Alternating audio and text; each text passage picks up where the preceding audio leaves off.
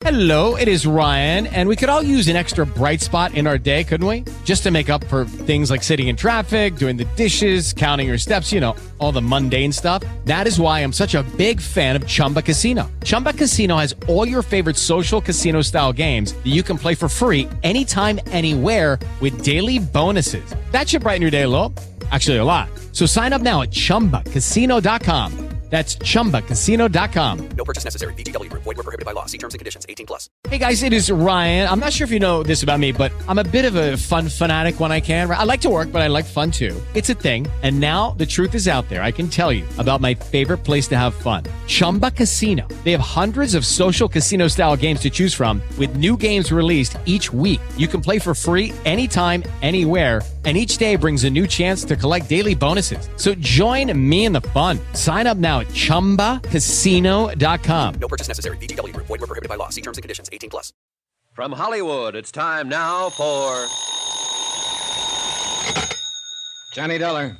This is Mrs. Gramley, Mr. Dollar. Oh, good. I understand you were trying to reach me. I just told your nephew Walter that if he didn't have you on this phone within 3 minutes, I'd be out there at the ranch with a posse of police. Oh, I'm afraid there's some mistake, Mr. Dollar.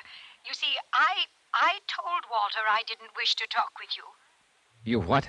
I admire your persistence, young man, but... Are you saying this of your own free will? You're not being forced?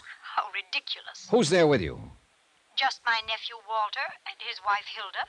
Surely I'm coming out there, Mrs. Gramley. Mr. Dollar, you were sent out here from Hartford to investigate an insurance trust I was arranging for my granddaughter. Well, I've decided not to set up the trust, so there's no further reason to involve yourself in my affairs. Good night, Mr. Dollar. Hello. Hello. What have you got cooking with the Gramleys anyway, Mr. Shut up, Nicky. Let me think.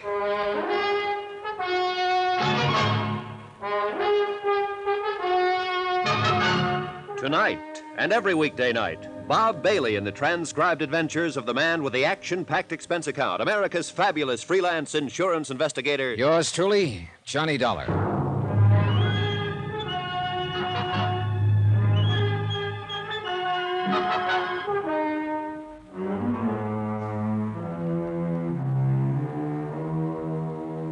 From Special Investigator Johnny Dollar, location Las Vegas, Nevada, to the Home Office, Amercon Northern Trust Company, Hartford, Connecticut. Assignment, the matter of reasonable doubt. Expense account, final page. Item 12, 75 cents. I had a pint of black coffee sent in for Nikki Vernon, girlfriend of missing casino operator Deuce McCoy. She'd been overworking a bottle of scotch, and I figured the coffee would help clear the fumes. And it might have, if she'd drunk it. No, take it away. I don't want any coffee. I couldn't figure that phone call from Mrs. Gramley. She knew her nephew and his wife had been stealing from her. That's why she'd started to set up the trust to save the estate from them and turn it over to a young granddaughter, Susan. And she knew also, I told her, that Walter and his wife had probably contrived the auto accident that had killed Susan's parents. And yet now she seemed to have reversed her whole attitude. Maybe Jonas Parks had been right. Maybe there was a reasonable doubt as to her sanity. Maybe a lot of things. But all of the answers were out there at that ranch. She's to blame for it. Things were all right with Deuce and me till she came messing around. If it hadn't been Hilda, it would have been somebody else. A whole lot you know about it. Oh, why don't you drink some of that coffee, Nicky? I don't want any coffee. Okay, suit yourself. Go ahead and enjoy your broken heart, then. Kill the rest of that bottle if that's what you want. Cry up a storm. Live it up. Wallow in it. I'll get that dame. It's the last thing I ever do. For what? You ought to thank her for getting that rat off your neck. What'd you have to turn him in for? Deuce never did anything to you.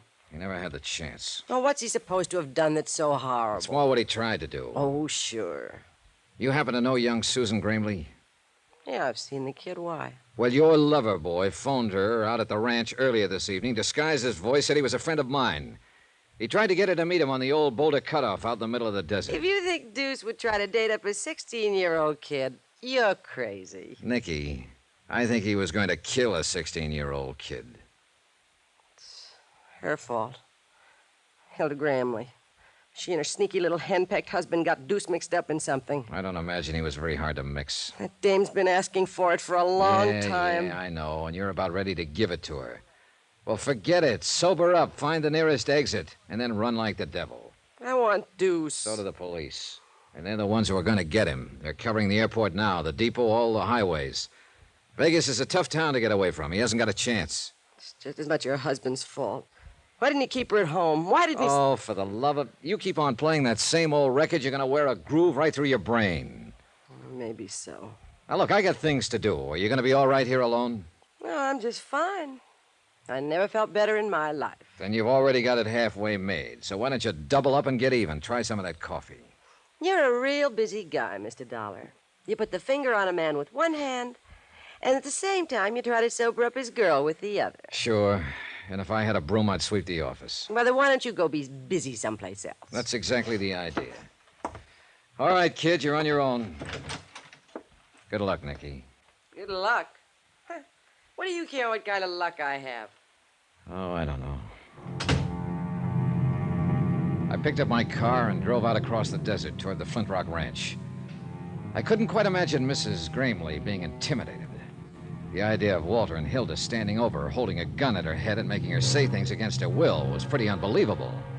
Faced with a threat like that, she'd probably say, shoot and be blasted. It just didn't make sense. Apparently, she really had reversed her field. But I had to hear it from her face to face.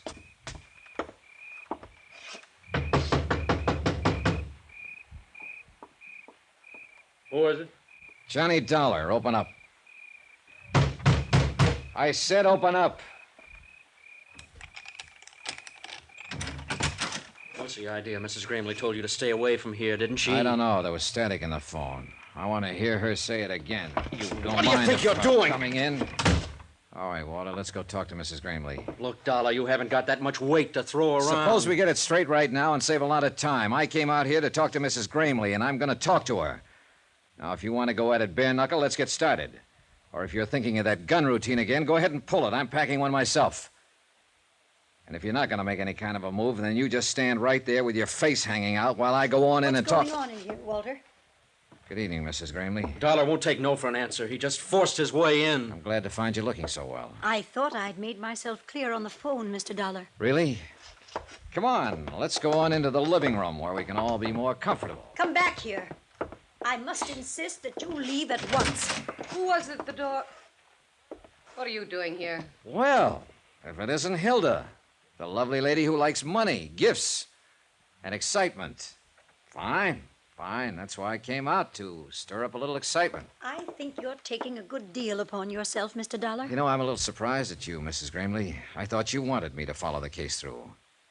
There is no case. Oh, since when? You heard what she said. That's what you came for. All right, now beat it. Down, Walter.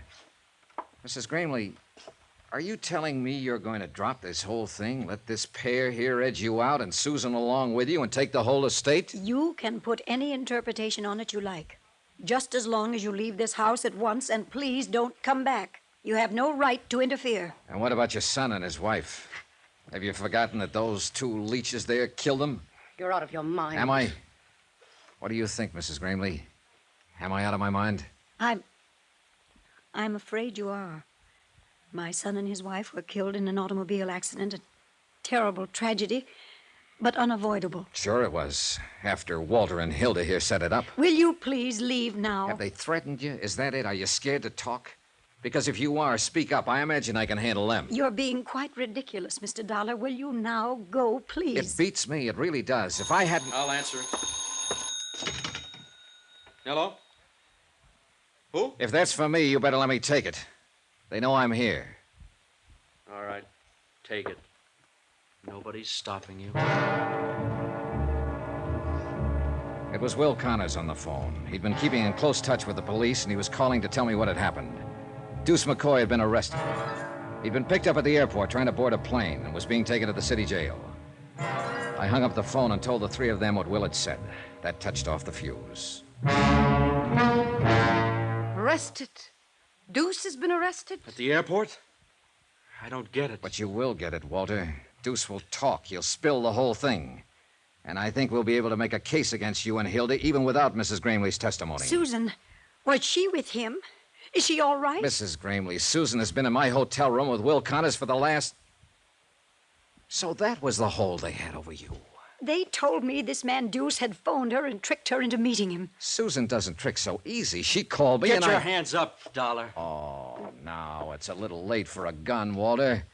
You won't find it any easier to run than Deuce did. He's right, Walter. Let me think. There must be some way. Let you think. That's what I've been doing for the last 10 years, and you thought us right into this. Walter! The airport. You know what he was doing? He was running out.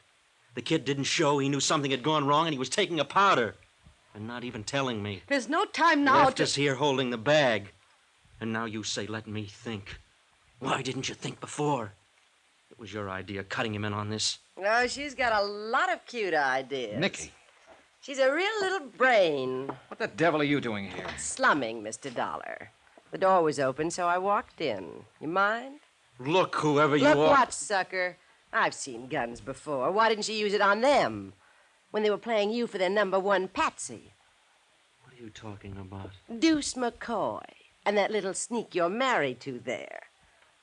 You mean you still don't know? She's lying, Walter. Don't you wish I was? They had you right in the middle, sucker. Deuce was taking it away from me on the tables, and little Hildy was getting it back from him after hours. I bet they got a lot of laughs out of it. Better hand over that gun, Walter. It's true, isn't it, Hilda? Of course not. Take a gun to him, huh? Well, maybe it's not too late. Walter, what are you going to do? Give me the gun, Walter. Sure. Why not? I don't need it now. He killed her. His own wife. Stood right there and shot her down in cold blood. Did you call the police, Mrs. Graham? Yeah, tell them to hurry right out. They can take me in on a real charge now. I didn't mean for her to get killed. You know something, Dollar? No. Suppose you tell me. That's the first big move I've made in the last 10 years. That Hilda didn't plan.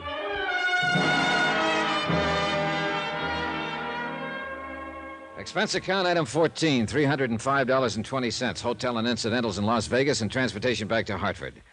Expense account total, $596.45. End of account. Remarks?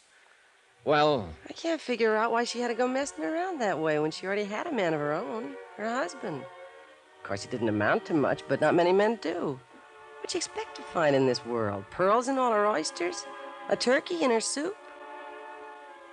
well, that was Nicky, and that's the report. And that's life. Come to think of it, though, what isn't? Yours truly, Johnny Dollar.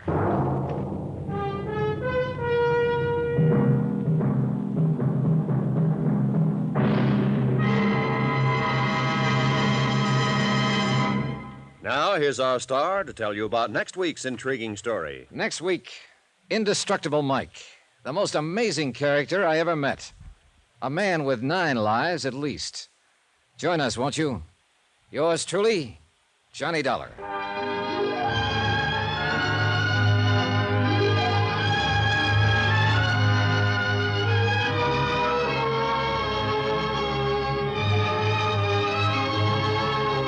Yours truly, Johnny Dollar, starring Bob Bailey, is transcribed in Hollywood. Written by Les Crutchfield, it is produced and directed by Jack Johnstone. Heard in our cast were Susan Whitney, Richard Crenna, Jeanette Nolan, Forrest Lewis, Inga Adams, Paul Richards, and Gene Tatum. Musical supervision by Amerigo Marino and Carl Fortina. Be sure to join us on Monday night, same time and station, for another exciting story of yours truly, Johnny Dollar.